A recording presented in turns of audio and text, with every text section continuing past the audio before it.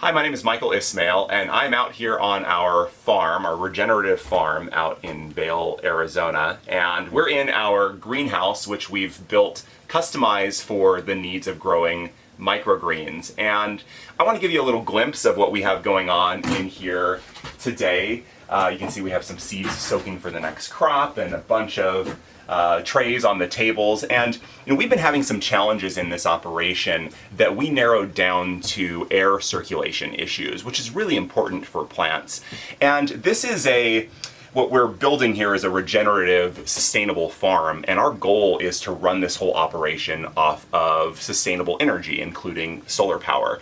We haven't set up the larger solar system that can meet our future needs yet. We're looking to put that investment into this operation as soon as we can. But in the meantime, if we want to get things like fans going in here, well, we still wanted to use solar power for that. So I found these fans that I really like, and they've made a big difference for our crops. And a couple things I like about this is, we can run a line outside for the solar panels, which we have mounted on the roof, and these things can run 24 hours a day. They have a battery that is charged throughout the day and some really easy controls. And you can see it's morning and it's actually a pretty cloudy day, but the battery is already charging that 3/4 bar right now. So what we're doing is we're turning this down at night so that we can save energy throughout the night running off of the battery.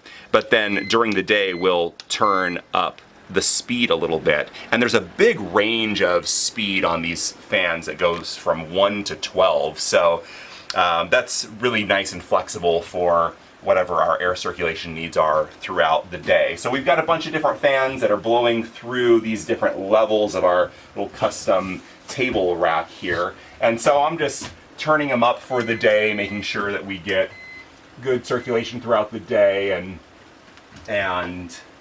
that it has been pretty crucial for improving our growing conditions and also reducing some of the mold issues that you can get for microgreens.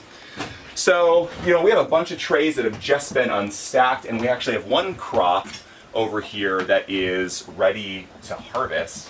We have sunflower, there's some radish on the table, and broccoli down below.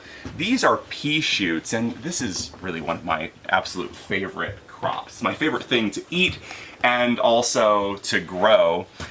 So these are about ready to harvest. Actually, I think they're going to be harvested today.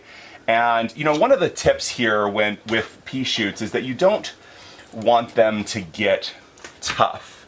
So you want to pick them before they get too stringy. And at this point, they're really still very tender. You can see how easily they just sort of break apart like that. So this is an absolute delicious green, and I'll eat it by the absolute bag full. My mouth is watering just holding this and not putting it into my mouth. It's just like, what are you doing? This is what happens next here. Yeah, this is actually a really joyful crop to grow, and it's also very nutritious. It has a lot of protein and vitamins in it. This is one that you can also grow pretty easily yourself in your home. So thanks for joining me today for this little glimpse into our operation, and subscribe and like our videos if you want to get some more insights into what we're doing here on our regenerative farm, and I'll look forward to seeing you on the next one.